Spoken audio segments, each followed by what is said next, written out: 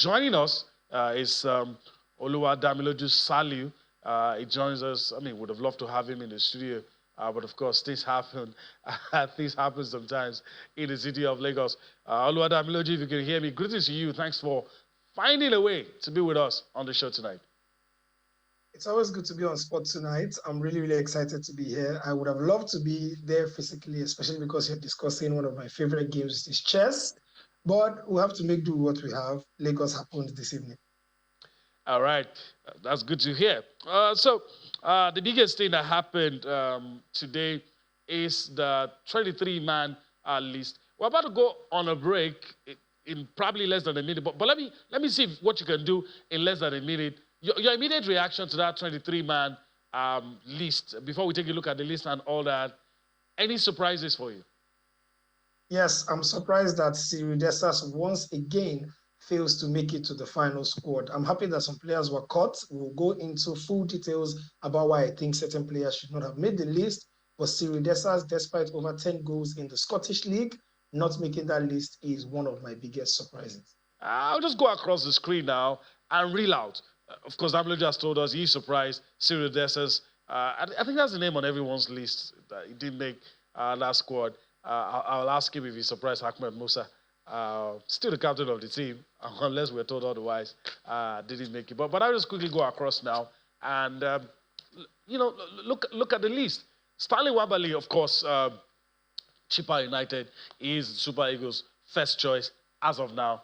Makes the list. Of course, Amas Obasoge of Singida Black Stars in Tanzania. It makes the list as well. And no surprise, the goalkeeper from the team topping the Nigeria Premier Football League also makes the cut. No surprise, Kaide Bankole makes the cut for the three goalkeepers. The defenders, William Troost Ekong, Bright Osai Samuel, Bruno Oyemiachi, Calvin Bassi, Olaoluwa Aino, and Igor Ogu plays for Slavia Prague in the Czech Republic.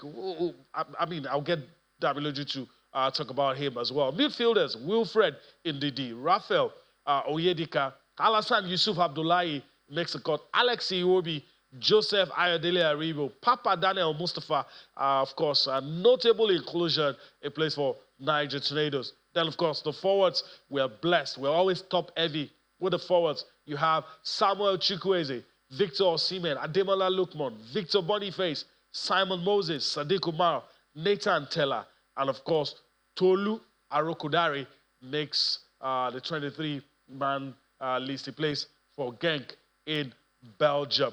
All right. So let me get back to Damiloju to get his thoughts on this one. Just for laughs, I don't know. Let me ask you, were you surprised Ahmed Musa didn't make the cut? It's interesting that you say just for laughs. I'm not surprised whatsoever. See, a lot of us have spoken in the past about whether or not Ahmed Musa should even be getting a call up to the Super Eagles at all. We understand leadership, experience. He's the only player within the Super Eagles setup that still remembers what it's like to win an AFCON. But let's tell ourselves the truth. We do not need Ahmed Musa in the setup. When the 39-man provisional list came out, Ahmed Musa's name was one of the first things that rang out to a lot of Nigerians saying, why do we have Ahmed Musa again on the list? I'm happy that he didn't make the list. This is not to say that he is not a good player or that he has been struggling with Kano Pillars. It's just that there's fresher blood for us to explore. And I'm happy that Eric Chelle as well shares that sentiment. All right, so any surprise inclusions? You've talked about the ones you're surprised that didn't make it. What about the ones that you're surprised made it? Papa Daniel, for instance, a lot of people are happy to have him on the list. Were you surprised?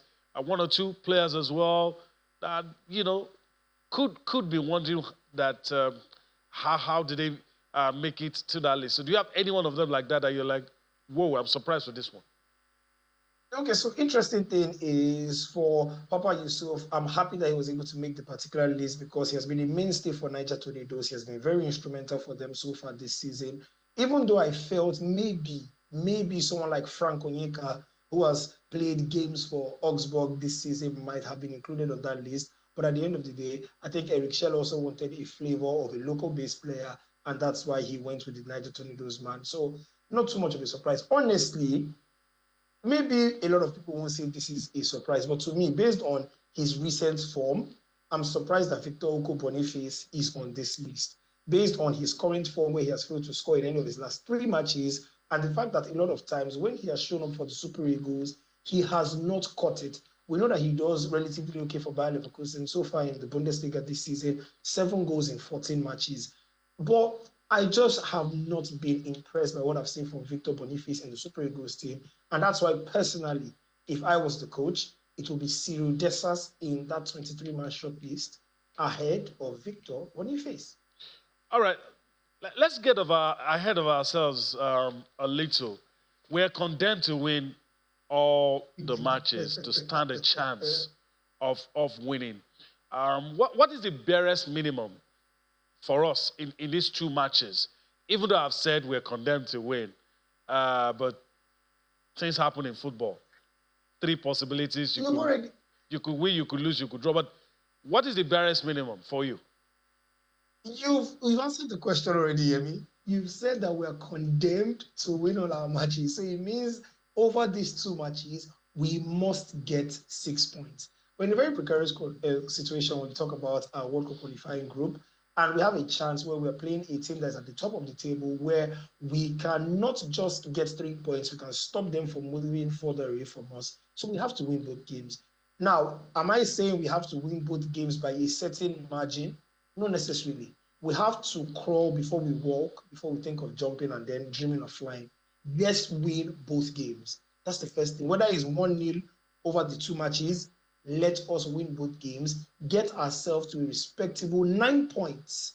And then from there, we can start doing whatever other permutations we need to do. All right, I don't want to do this to you, but I don't have a choice. Are there combinations of results that could, if just in case we don't get 6 points, that could still keep us in the running? I know you already have your calculators. We're all walking around with calculators these days.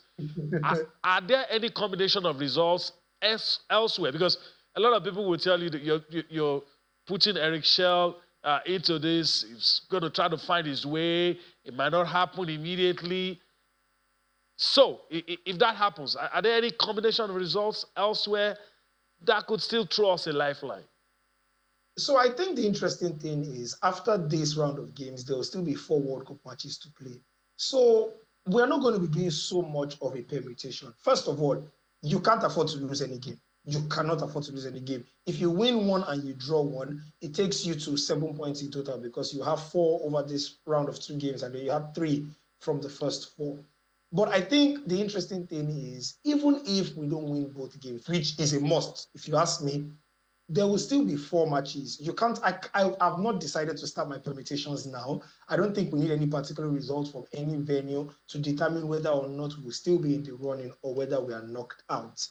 But get your 6 points, because even after you get those 6 points, it is still possible that you will need calculators for match day 9 and match day 10. And as Nigerians, we are very, very familiar with the calculator. So for now, I've not even started looking at the permutations of whether we qualify. It is get these 2 results out of the way, get to 9 points. Then after those 9 points happen, we have a clearer picture of what the table is like, and we can attack the next 4 games. All right. So let's leave it at that. I wanted to ask you that, patriotism aside, do you think we're going to qualify? But I won't do that to you on national TV. Some people might record your response. I won't do that. But let's move on the show now. I talk about something that's going to happen tomorrow. It's big, it's huge. Of course, a Nigerian is involved, and we want to talk about it. The election, the FIFA Council election for tomorrow. In a bit, we're going to see the names in contention, the number of seats that are available. We'll also talk about the 14th CAF Extraordinary General Assembly, where some of these things will happen. And, of course, a Nigerian is involved. You will always like to have your man, someone who represents your country, to be there, have a seat where decisions are being made. So let's just quickly take a look at of course, right here behind me, FIFA Council poll candidates. Of course, the seats that are available, as you already know. I'll just read out the names. Amaju Pinnick, of course, of Nigeria. Valsi Letka of Morocco. Ani Abu Rida of Egypt. Ahmed Yahya of Mauritania. Yassine Idris Diallo, Cote d'Ivoire. Augustin Senghor of Senegal. Jibrila Hima Amidou of Niger Republic. Then you have Andrew Kamanga, Maturin the Chakos, Suleiman Hassan Waberi from Djibouti. And of course, one seat for the ladies, for the women, and it's going to be between these two candidates, Khadijat Ibrahim and Isha Johansson of Sierra Leone. And so, let me just quickly get your thoughts. Each of the 54 member, association member countries have a vote. Of course, Nigeria's LFF president, of course, already there, will be voting as well. But let me quickly get your thoughts on this one. Well, what are the things you think will happen? Do you think there will be surprises tomorrow, or the usual suspects will just find their way and get the job done? As a Nigerian, I'm very confident that Arman Amaju Pinnick will be able to retain his seat there. We know that it's 10 candidates vying for 5 positions, and I don't think that he has too much to worry about. Aside whether or not we're going to see a change, maybe 1 or 2 surprises. I don't think that's going to affect Amaju Pinnick. I know what a lot of Nigerians are more concerned about is what a potential sustained run on the FIFA Council could mean for Nigerian football. Yeah, exactly. There's been a lot of talk about how we need Nigerian football to be moved forward. I know I've been on Sports Tonight as well. We've talked about developmental ideas for different stadiums for Nigeria and how they're looking to put right policies in place to move the footballing landscape forward and make policies as well that will ensure that we have the right people in the right administrative role. So for Nigerian football's sake, to be able to have someone in there that can go on and put in a word for the country when you talk about FIFA rules, I think it will be a good one if he gets to retain his seat, and hopefully that translates to a better footballing landscape for our darling country. Yeah, for that reason alone, I agree with you.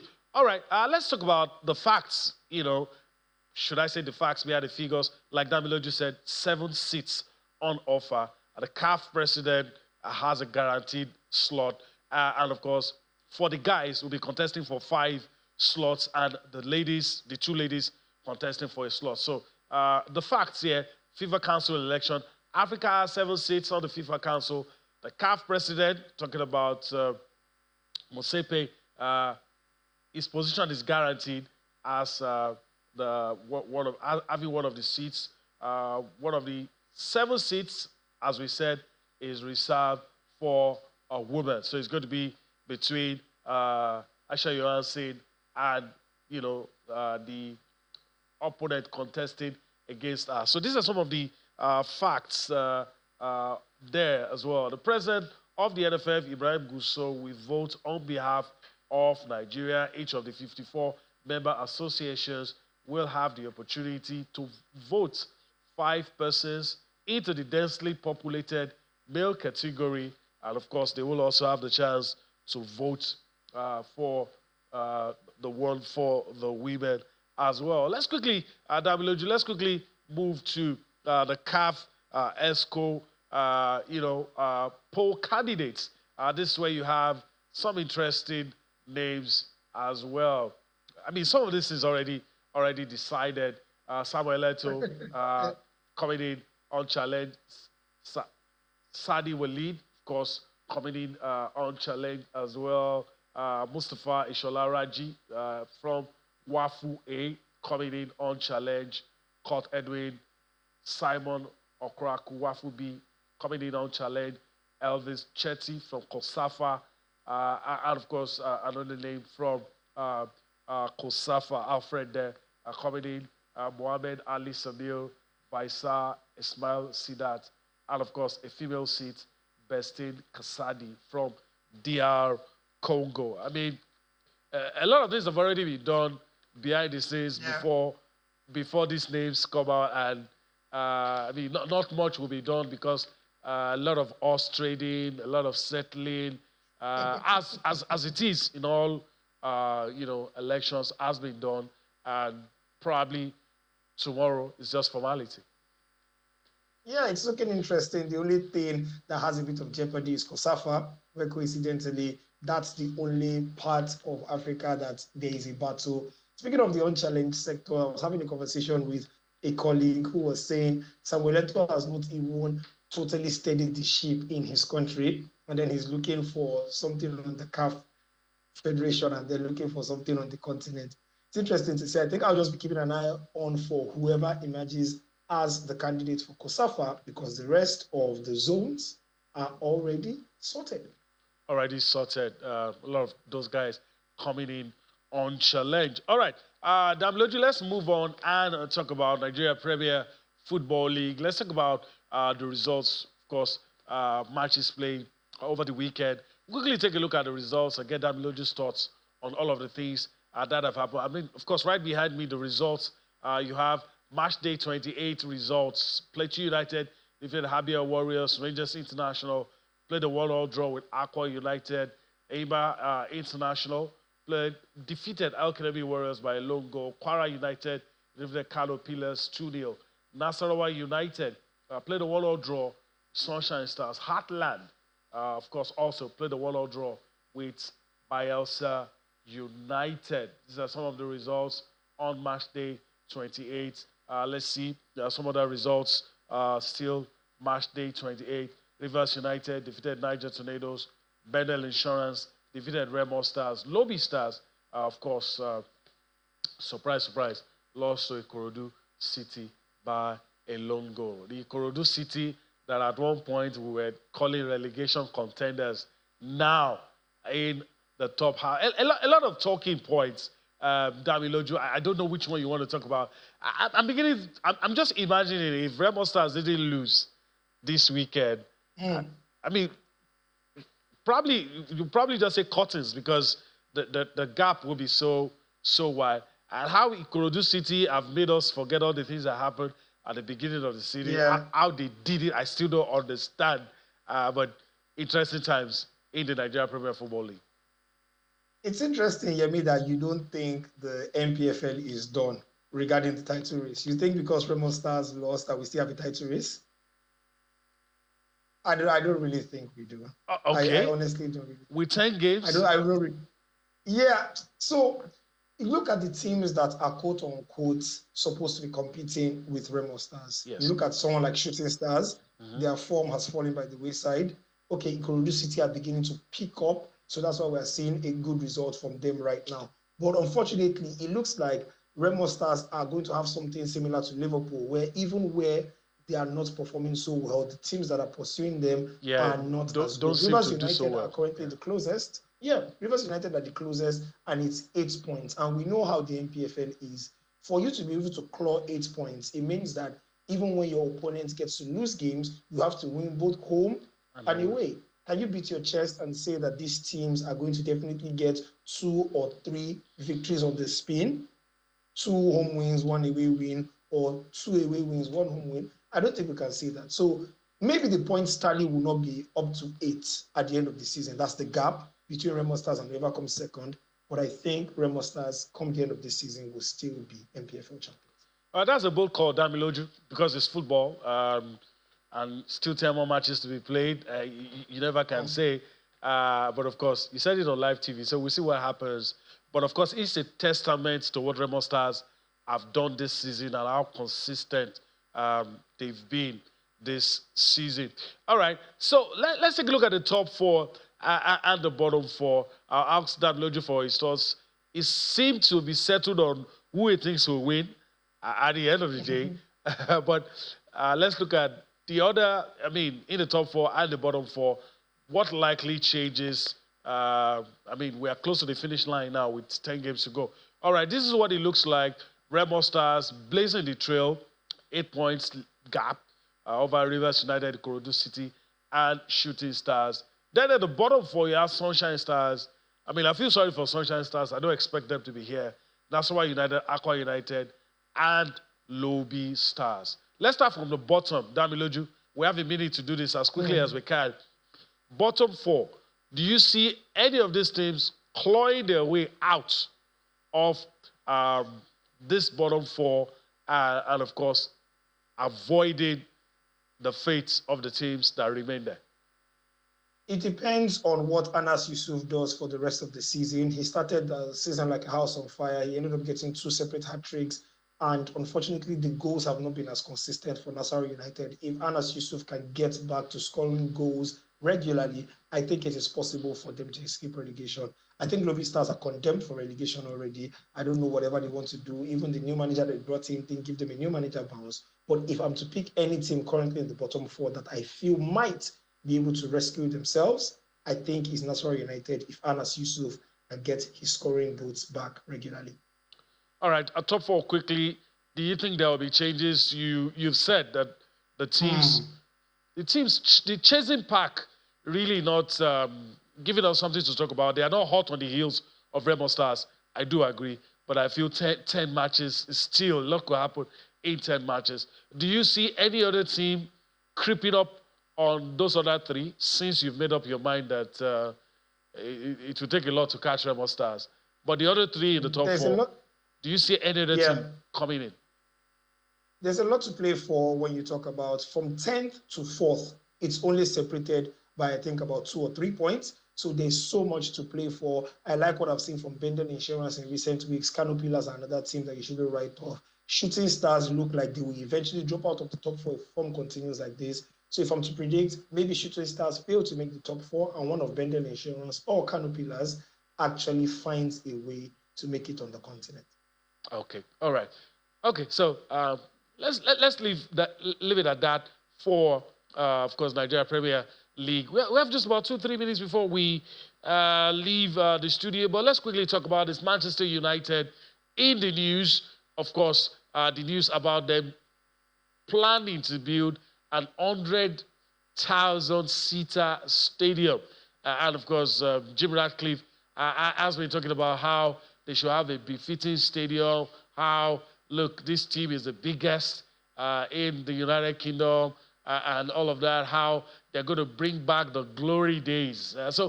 Do you think this will help them? And, of course, let's not forget about the bombshell interview of him talking about some players, not deserving to be playing for Manchester United, some of them getting more than what is their true worth. I don't know what to say, why all of this is coming at this time. But do you think all of the things that he's saying is the direction United should be going? I think you can always applaud a new owner when they want to come and they want to rejuvenate certain things, especially facilities. We've seen videos in the past of Old Trafford where it's been raining goals and the roof has literally been leaking. So maybe there's a bit of upgrade that is needed there. And why not, if you can build one of the highest capacity stadiums in the whole of world football, even though it's going to cost you north of £2 billion, I think he's trying to put his money where his mouth is. As for the interview with Gary Neville, I think there were a few things that he said that I don't necessarily agree with. Primarily that Ruben Amorim has done well and has done really good with the players he has. Not necessarily. I think he's beginning to put the wheels in motion for certain players. Some of the players that he called out performance-wise, salary, I think he's just trying to use that means to tell them that your time at this club is nearing its end, and come the summer, we would actively be looking to ship you out. All right, let's quickly listen to Jim Ratcliffe, of course, stakeholder at Manchester United. A few things he has to say. We'll come back for more. Manchester United would like to announce that we will underpin the government's growth plans with a new stadium. But it's not just a new stadium, it's a bit more than just a new stadium, because it's obvious that the more iconic or the more extraordinary that the stadium is, the more successful the regeneration scheme will be. United is the world's favourite football club. In my view, it's arguably the biggest, and it deserves a stadium befitting of its stature.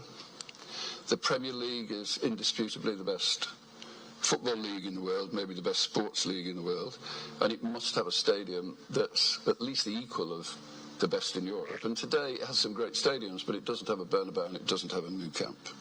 They're bigger and more impressive, I think, than the stadiums that we have in the Premier League today. And I think a really good example is the Eiffel Tower. Everybody knows, everyone around the world knows of the Eiffel Tower, and I'm sure there are many people here who've visited the Eiffel Tower. You go to Paris, you stay in a hotel, you spend money. We have 1 billion people around the world who follow Manchester United, and they will all want to visit this stadium. You will see the design in a moment, and you can take your own view as to how iconic you think it is. But I think everybody in the world who's interested in football, who's interested in Manchester United, will want to come and visit this stadium. The north of England has won 10 Champions League medals, and London has won 2, but London's got Wembley. And also, London has got Twickenham, and London has got Wimbledon, and London has got the Olympic Village. And I think the north of England deserves to have a stadium where England can play football, where we can hold the Champions League final.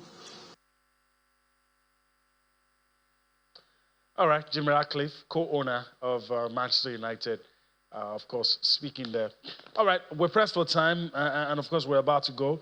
Let's just quickly talk about the UEFA Champions League, what's going to happen tomorrow.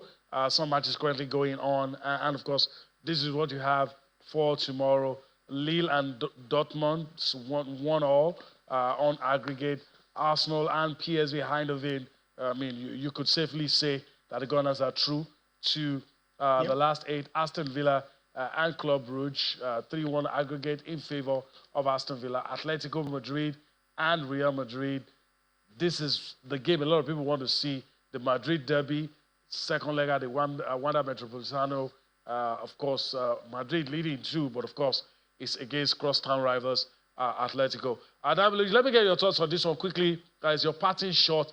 Do you think that Atletico can turn things around in this one? I never put my money against Real Madrid in UEFA Champions League. I've done it before. I've been burnt. I'm not going to go on live TV and say I think Real Madrid will crash out. They have an advantage from the first leg, and I think Real Madrid will do enough to ensure that they're in the quarterfinals. Let me just add this, that Liverpool are currently losing by 1-0 at home to PSG. So that's 1-1 on aggregate. That's one to keep a close eye on. There might be a shock there. All right, there might be a shock there. Thank you very much, Luadamleji Sali. Thank you for your time on the show today. Hopefully, we'll do this again some other time. It's always a pleasure to be on Sports Tonight. Thank you so much for having me. All right. So that's our friend Luadamleji Sali with us on the show, talking sports. That's the much we could take on the show tonight. We do hope that you've enjoyed everything that we've been able to bring to you on the show. We'll do this again tomorrow. I'm Iheanacho. Bye-bye now.